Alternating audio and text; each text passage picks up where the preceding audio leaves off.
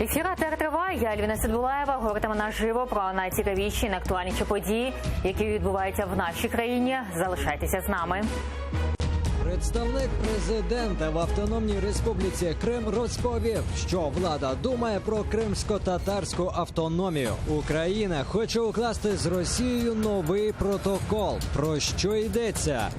Коломойський каже, час налагоджувати стосунки з Росією. Олігарх каже про ймовірний 100-мільярдний кредит від РФ. І я вітаю всіх, хто долучився до прямого ефіру. Вже рада представити нашого гостя. Ілля Пономарьов, політичний діяч, екс-депутат Держдуми Російської Федерації. Доброго вечора. Доброго вечора. І почнемо від засідання, які відбувалися сьогодні в Верховній Раді. Там проголосували за законопроєкт Комітет про ринок землі. В першому читанні давайте дивитися, як це все було. Прошу підтримати та проголосувати.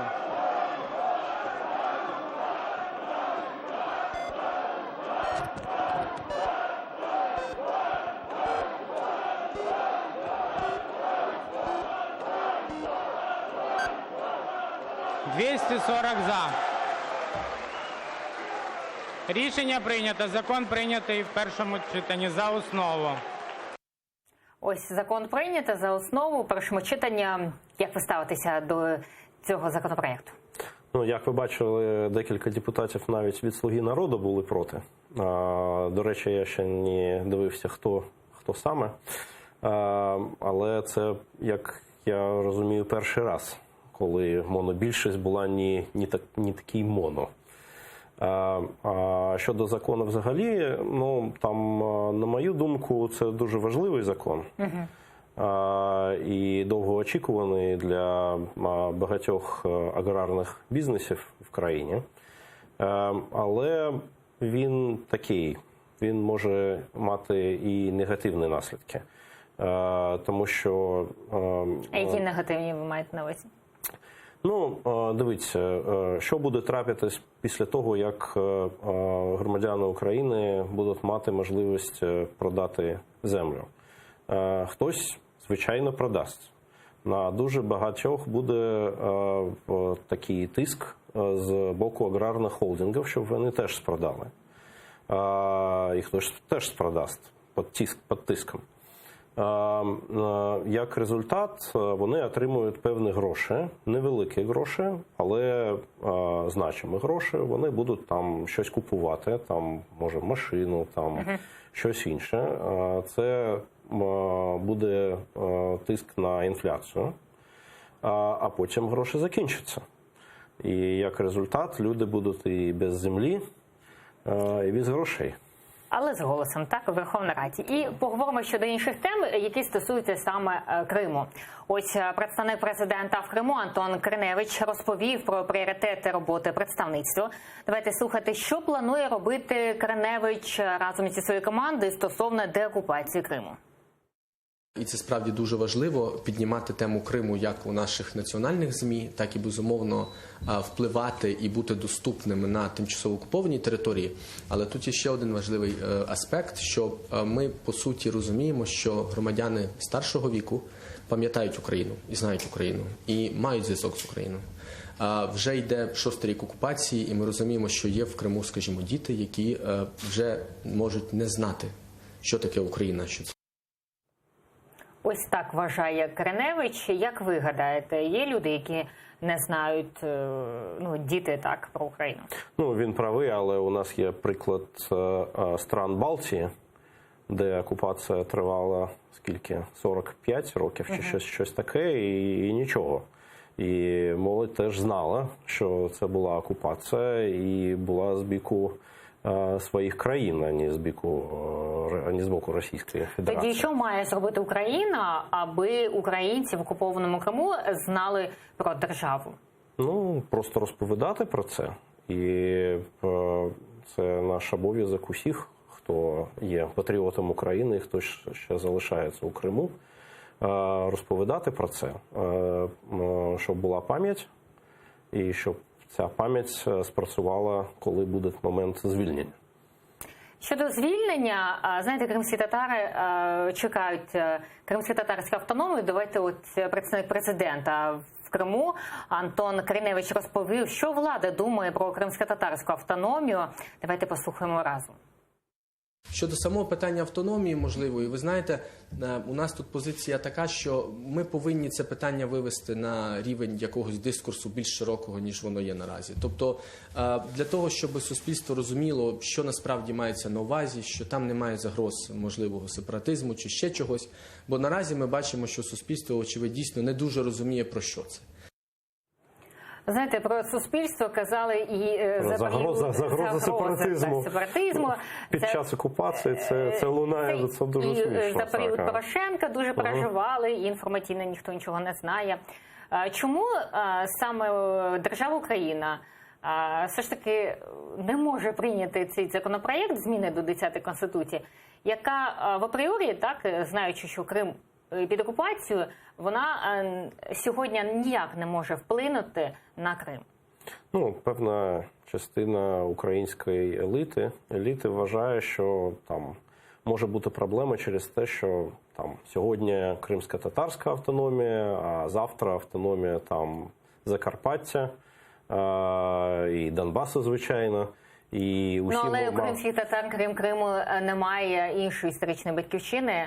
І тому невже українці все ж таки за цей період життя в Україні так і не зрозуміли кримських татар? Ні, ну звичайно. Я ж вважаю, що ця автономія потрібна. І я на 100% підтримую, щоб вона була. Будь-яким чином, там, врешті-решт, в Російській Федерації це багато різних автономій і багато різних національних республік. І це не означає, що там це загроза для цільності країни і все таке. Так що я вважаю, що нічого такого страшного в цьому немає, якщо буде автономія, і навпаки. Якщо автономія буде, це відзначає, що Україна пам'ятає по кримських татар, що Україна їх не кидає, що Україна їх підтримує, і що коли Крим повернеться, ця автономія буде триватись. А чому, як гадаєте, не проголосували саме за період Порошенка і зараз дуже обережно ставиться до цього питання? Ну, як я і казав, є певна частина еліти, яка не хоче цього. І чим більш вона така націоналістична за своїм настроєм, тим більш вона цього і не хоче. Але, на мою думку, це помилка, і треба це зробити зараз, так, ну, на 100%. Україна нічим не ризикує. Якщо це буде зроблено, це тільки підтримка процесу повернення. Знаєте, коли був Порошенко ще президентом, ми неодноразово питали у нього, а він казав, що може зробити це сам, внести ці зміни у Верховну Раду, запропонувати. Як думаєте, чому Порошенко так не зробив? Враховуючи те, що там його фракції, так, його команді є лідер кримських татар Мустафа Джемілєв. На той час був Рафат Чубаров. Він все ж таки не почув бажання лідера кримських татар. Ну, та влада взагалі була така нерішучою. І в Верховної Ради попереднього скликання, як ми розуміємо, не було більшості взагалі. Не то, що монобільшості, а жодної більшості не було. Ну, але мали президента Порошенка. Ну, президента ми мали, але ж потрібно, щоб Верховна Рада за це проголосувала. Як набрати потрібну кількість голосів, це було велике питання. Зараз це є. І якщо зараз президент Зеленський це питання буде вирішувати, ну, як я розумію, він взагалі хоче це зробити. Але, ну, ви бачите, там є питання щодо там землі, є інші питання. Ну, напевно, вони мають більш пріоритетне значення зараз. А як гадаєте, нова влада буде приділяти більшу увагу Криму? Ну, я вважаю, що так, тому що президенту Порошенка не було такої потрібності додатково довести до суспільства його патріотичний настрій. До чинної влади такі питання є. І для них, я вважаю, що це було б дуже корисно, якщо б вони це робили. Але це зроблять вони, поки ви те, що не можете пропустити. Я вважаю, що вони зроблять це. І тут потрібен теж такий певний рівень дипломатії з боку кримсько-татарської спільноти. І теж ви ж згадали приклад Мустафи Джемілєва, який ж є Джемілєва, що він ж є частиною фракції Петра Порошенка. Це теж там, для Зеленського це така незручність. Тобто він же опонент. Але я вважаю, що в питанні кримських татар не повинно бути цих політичних розділів. Побачимо, як Зеленський буде вирішувати питання щодо кримсько-татарської автономії, а ще побачили, яка була реакція щодо Порошенка. Продовжуючи тему щодо Росії, ось сьогодні між представниками Росії та України планують підписати угоду про розподіл квот на вилов риби. Громадський діяч Ерфан Кудусов в ефірі АТР розповів, чи підписали вже цю угоду. Давайте послухаємо. Переговоры могут продолжаться еще и ночь, и ненормированно, и завтрашний день. Поэтому пока мы о результатах не знаем, но мы знаем, что где-то примерно с 11 часов заехали 3 машины через черный ход в задний двор этого института, и за закрытыми дверями абсолютно такая фейковая какая-то переговорная вот эта вот процедура происходила. Я даже не знаю, как это назвать. Як ви ставитеся до того, що з одного боку ми бачимо частину Донбасу, там війна, Крим окупований, а з іншого боку ми домовляємося з Росією про риби, нам не вистачає риби? Ми можемо не домовлятися, але тоді буде проблема з господарською діяльністю щодо лову риби, щодо рибальства. І тому це насправді таке дуже складне питання. Будь-яка угода з Росією по цьому питанню, це, як ми трошечки там визнаємо, анексію. Але якщо ми не складаємо цю угоду, то тоді проблема для рибаків. Але пам'ятаєте, торік на засіданні цієї угоди був Рафаель Чубаров, і тоді представникам Росії заборонили в'їзд на 3 роки. Сьогодні Україна знайшла вихід з цієї проблеми, вони спілкуються через скайп. Це такий вихід на Росію. Там навіть були перемовини в Білорусі чи щось таке. Невже ці перемовини важливі для України, враховуючи, що частина країни окупована? Важливо, звичайно. Якщо нема угоди, то це фізичні ризики для рибальства і для усіх, хто цим займається.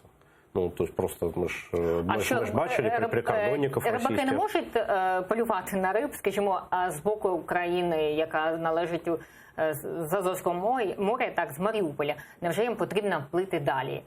Чи це така зв'язь з Росією хочуть мати вони? Ні, там суда, вони ж навіть Азовське море, воно юридично є не міжнародним морем, а таким внутрішнім морем між Росією і Україною. Тобто потрібен спільний режим його використання. А якщо до Чорного моря, там навіть більш різних питань. І навіть та частина Чорного моря, яка зліва з Криму, близь Одеси, навіть ця частина є таким прикладом багато проблем. Наприклад, там нафтогазове родовище, які там існують, вони зараз експлуатуються Чорноморнафтогазом, який був анексований з Криму. І тобто там на чисто українській частині Чорноморського шельфу є російські військові і військові кораблі. І зараз ми долучаємо Рафат Чубаров, голова Меджлісу кримськотатарського народу. Пане Рафате, добрий вечір. Добрый вечер. Ви знаєте, що сьогодні мають підписати, сьогодні-завтра підпишуть угоду, ймовірність того, що підписання між Росією та Україною щодо вилову риб. Як ви ставитеся, чи спілкувалися ви з представниками іноземних справ, чи, може, в комітеті обсуждали? Розкажіть, будь ласка, ваше ставлення як голови Меджлісу щодо риболовства. Ну, дивіться, у нас, я знаю, сьогодні була така спроба імітації проведення сесії Українсько-російської комісії щодо розподілу ловлі риби в Азовському морі. Ця імітація проводилася з Бердянську, там, де в одному з отраслових закладів Державної агенції рибного господарства зібралися члени української частини цієї комісії змішаної, а десь там росіяни на своїй землі. Вони не допустили жодного журналіста, не допустили представників громадськості, і це дозволяє нам говорити, що ця імітація, це засідання фейкове, і ми тому називаємо це імітацією. Паралельно сьогодні ввечері, в 16-й, було засідання Комітету з питань зовнішньої політики Верховної Ради України, там народний депутат України, запрошений, в тому числі керівництво Державної агенції з рибного господарства України, намагалися розглянути це питання. Но ми виклали дуже жорстко свою позицію.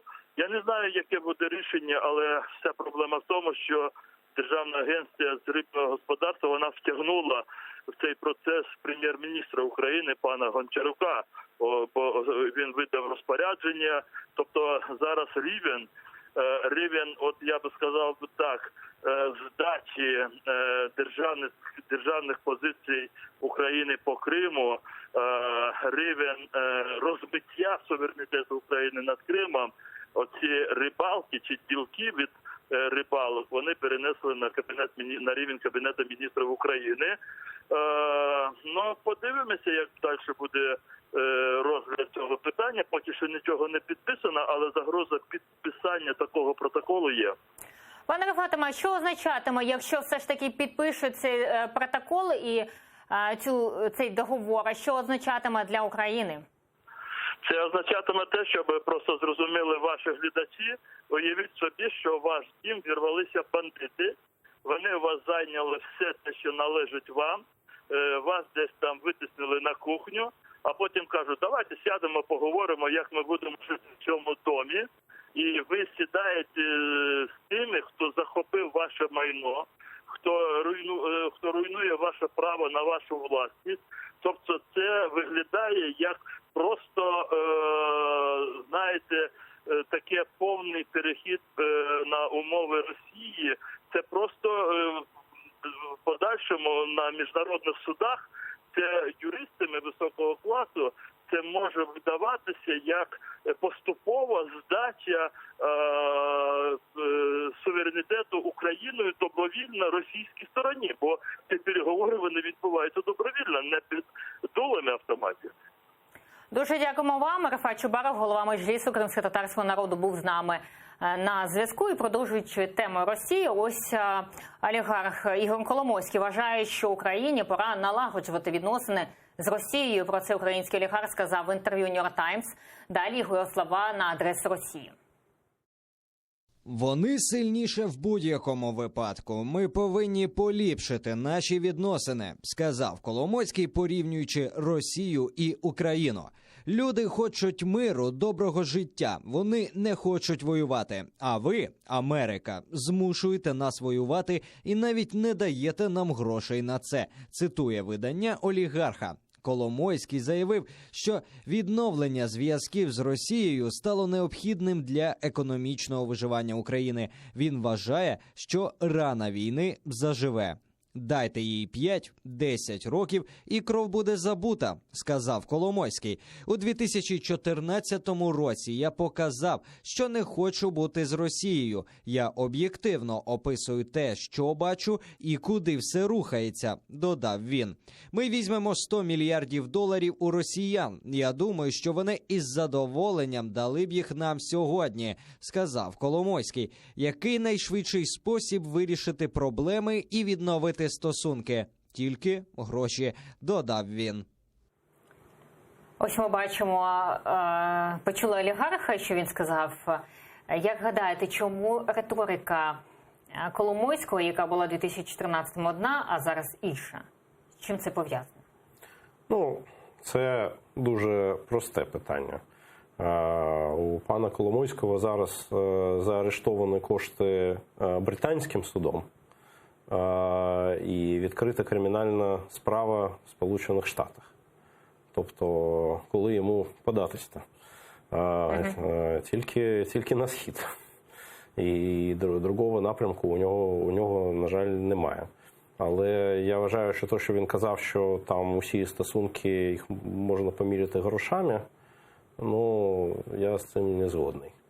Він думає як бізнесмен? Він думає як він, але я не вважаю, що це правильно. Але, як так казати, взагалі-то ми бачимо, що інтереси держави для нього, виходить, що за дужками залишаються. Правильно? Це інтереси не тільки держави, це інтереси суспільства, це інтереси народу України. Він правий у тому, що там протягом 5 чи 10 років, якщо Російська Федерація змінюється, і там буде інше керівництво, і закінчиться війна, то, звичайно, у нас відновляться стосунки, і цей лист буде перевернуто, але це буде не сьогодні і не через гроші. І давайте ще одної теми. Ось Міністерство закордонних справ висловило протест російській стороні через засудження 6 українських громадян кримським татарам у так званій справі про тероризм. Це ганебне рішення вкотре підтвердило, що російське антитерористичне законодавство широко застосовується російською окупаційною адміністрацією для прикриття політичних репресій проти представників кримсько-татарського народу. Пане Ілля, як гадаєте, чому Росія все ж таки не відпустить кримських татар, а все ж таки продовжує ці репресії щодо корінного народу? Для них це принципове питання. Кримські татари? Так, звичайно, тому що вони мешкають на території Криму, який вони вважають своєю територією. І вони будуть робити все, що можливо, щоб частина кримсько-татарського суспільства у Криму підтримувала б окупаційну владу і демонструють, що ось ці кримські татари правильні кримські татари, і вони підтримують. Є певні отщепенці, екстремісти, агенти міжнародного впливу, міжнародних терористичних організацій, і вони проти. І вони будуть порівнювати тих, які залишаються на патріотичній проукраїнській позиції, з агентами міжнародного тероризму. Так що але ж ми бачимо, що вони ніякі там не терористи, так? Той же Мерсін Куку, він правозахисник. Інші вони люди такі прості, які живуть в селі. Це ми знаємо, але... Путін їх боїться, думаєте? Ні, він їх не боїться, але він має довести до міжнародної спільноти, до міжнародного суспільства, що це терористи. І там те ж саме американці і інші, вони ж розуміють загрозу, яка існує з боку міжнародного тероризму, і він хоче їх порівнювати. Дуже дякуємо вам. Ілля Пономарьов, політичний діяч, екс-депутат Держдуми Росії, був з нами. Дякуємо вам. А далі ефір продовжить заман кримсько-татарською. Шевкет Наматулаєв підведе підсумки дня. А ми з вами зустрінемося вже після новин.